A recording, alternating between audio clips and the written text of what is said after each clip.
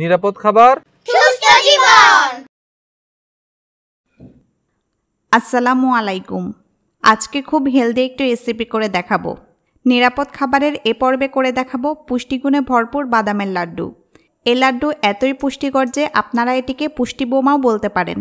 এছাড়া এটি তৈরি যেমন সহজ, খেতেও ঠিক ততটাই মজার। যারা স্বাস্থ্যকর খাবার দাবার নিয়ে ভাবেন তাদের জন্য এই রেসিপিটি। বাদামের লাড্ডু তৈরির জন্য এখানে আমি 1.5 কাপ চীনাবাদাম নিয়েছি। আপনারা দেখতে পাচ্ছেন বাদামগুলো আমি ভেজে খোসা ছাড়িয়ে নিয়েছি। এ বাদামটা আমাদের দেশের সব এলাকায় পাওয়া যায় এবং দামেও অনেক সস্তা। তো এখন আমি বাদামগুলো একটা গ্রাইন্ডারের সাহায্যে একেবারে মিহি গুঁড়া করে নিব। সেজন্য বাদামগুলো গ্রাইন্ডারে জারে নিয়ে নিচ্ছি। গ্রাইন্ড করার সময় খেয়াল রাখতে হবে যাতে বাদামগুলো একেবারে মিহি গুঁড়া হয়ে যায়। আমার সবগুলো বাদাম মিহি গুঁড়া করে গ্রাইন্ড করা হয়ে গেছে। বাদাম ভালো করে মিহি গুঁড়া করা হলে লাড্ডু খুব সুন্দর শেপ দেওয়া যাবে এবং খেতেও ভালো লাগবে। আর যা লাগবে তা হলো গুড়। আমি এখানে 1/2 কাপ পরিমাণ খেজুরের গুড় নিয়েছি।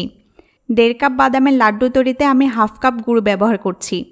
এর কম বা বেশি হলে লাড্ডু ভালো হবে না, কারণ গুড় কম বা বেশি হলে লাড্ডুর বন্ডিং ভালো হবে না আর ঠিকমতো শেপ দেওয়া যাবে না। গুড়গুলো ব্লেন্ড করে পেস্ট করে নিতে হবে। তাই আমি একটা ব্লেন্ডারের জারে নিয়ে নিচ্ছি। গুড় ব্লেন্ড না করলে বাদামের সাথে ভালোভাবে মেশানো যাবে না। সাথে দিচ্ছি গুঁড়া করে নেওয়া এলাচ। আমি 8 থেকে 9টি এলাচের খোসা ফেলে দিয়ে ভেতরের কালো বিচিগুলো গুঁড়া করে নিয়েছি।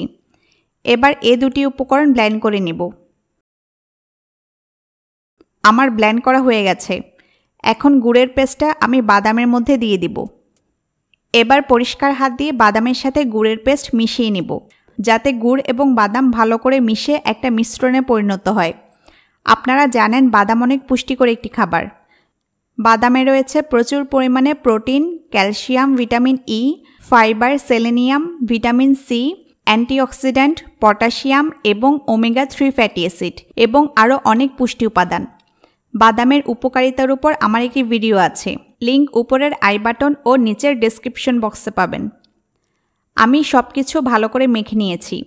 এখন এখান থেকে একটু একটু নিয়ে হাতের সাহায্যে বাদামের শেপ দিয়ে নিব। প্রথমে হাত দিয়ে চেপে চেপে সেট করে নিচ্ছি। এরপর হাতের তালুর সাহায্যে আলতোভাবে গোল করে লাড্ডু শেপ দিয়ে নিচ্ছি। আপনারা আমার প্রসেসটা নিশ্চয়ই খেয়াল করেছেন আমি কিভাবে করছি। হয়ে গেছে, দেখেছেন কত সুন্দর হয়েছে লাড্ডু শেপটা। বাদাম আর লাড্ডুর পরিমাণটা ঠিক হওয়ায় লাড্ডুটা একেবারে পারফেক্ট হয়েছে। এভাবে আমি সবগুলো লাড্ডুর শেপ দিয়ে দিব। এই লাড্ডুটা খেতে ভীষণ মজার হয়ে থাকে। বিশেষ করে এলাচ গুঁড়ার কারণে এই লাড্ডুটা অনেক ভালো লাগে খেতে। খাওয়ার সময় খুব ভালো একটা ফ্লেভার পাওয়া যায়। খুবই স্বাস্থ্যকর একটি খাবার।